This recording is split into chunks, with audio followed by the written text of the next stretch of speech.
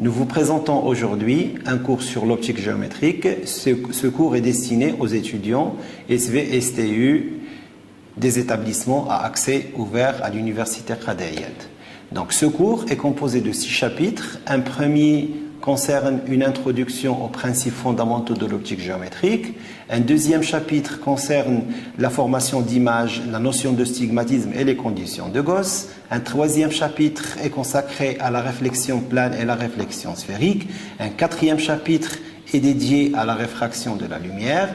Un cinquième chapitre concerne l'étude des lentilles minces, convergentes et divergentes. Et un dernier chapitre qui concerne l'optique instrumentale.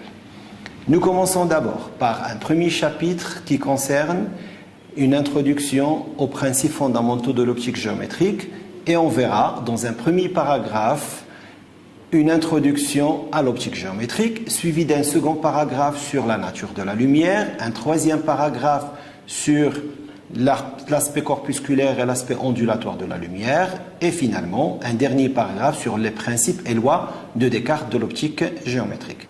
Mais avant de commencer, je voudrais rappeler quelques objectifs derrière ce premier chapitre.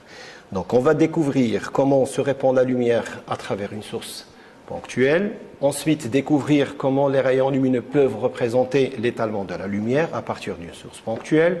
Examiner ensuite de manière quantitative la réflexion de la lumière à la surface de séparation entre deux milieux transparents. Comprendre les lois de Ibn Sahl, Descartes et Snell pour la réfraction. Et finalement, observer la réflexion interne et ses conséquences et ses conditions de réalisation. Donc, je préfère d'abord commencer par définir ce que c'est le phénomène lumineux. Donc, vous savez que notre capacité à observer les objets dépend du parcours entre la lumière et l'œil. Ce parcours, on l'appelle le milieu. Et il est caractérisé par un indice de réfraction qu'on va développer par la suite. Et en ce qui concerne la lumière, les premières théories établies par Newton, il avait prédit que la lumière était composée de particules. Mais c'était des particules qui se propageaient sous forme de rayons lumineux rectilignes.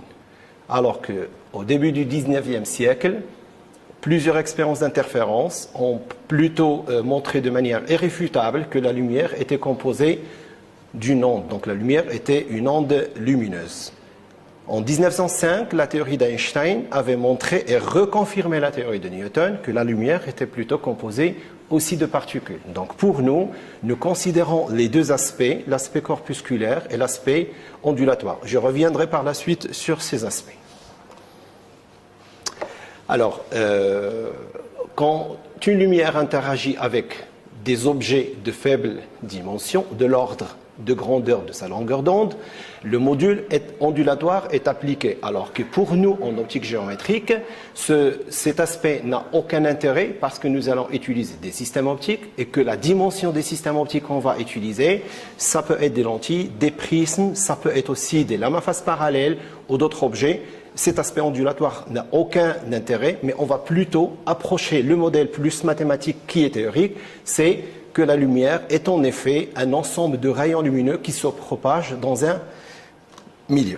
Bien, donc pour les généralités de l'optique géométrique, quand on parle de l'optique géométrique, c'est tout l'étude des phénomènes lumineux qui sont perçus par l'œil. Et quand on parle d'optique, on parle de la lumière, on parle du soleil, on parle de l'appareil photographique, on parle d'un microscope, on parle aussi d'une loupe, on parle d'un lampadaire, on parle d'un stylo laser, on parle d'un ensemble de choses dont les phénomènes lumineux ils sont perçus par l'œil.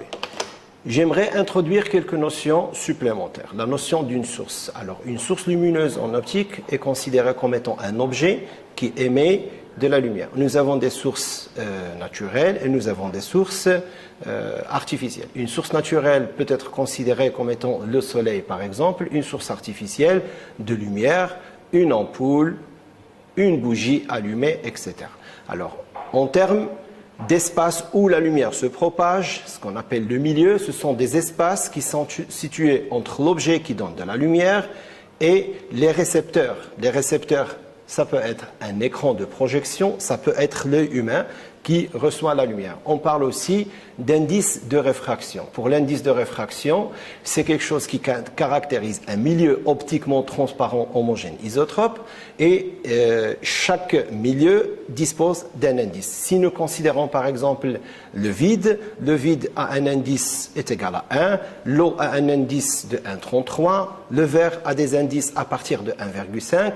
Pour étudier la formation de l'image, nous proposons un modèle mathématique qui est la notion de rayon lumineux. On considère que la lumière, c'est un ensemble de rayons lumineux, donc c'est un faisceau de lumière, ça peut être un pinceau de lumière qui permet d'étudier mathématiquement et de construire géométriquement la formation de l'image. Alors, on étudie l'optique géométrique aussi grâce à la lumière visible, et cette lumière, c'est une partie du spectre électromagnétique dont la longueur d'onde varie entre 400 nanomètres et 800 nanomètres. Donc je peux dire l'optique géométrique s'intéresse à tous les phénomènes de propagation lumineuse, propagation rectiligne, réflexion, réfraction de la lumière, alors qu'il y a d'autres parties d'optique, par exemple l'optique physique, qui s'intéresse par contre à tous les phénomènes de diffraction de la lumière, d'interférence, émission et absorption. Alors, je reviens au deuxième paragraphe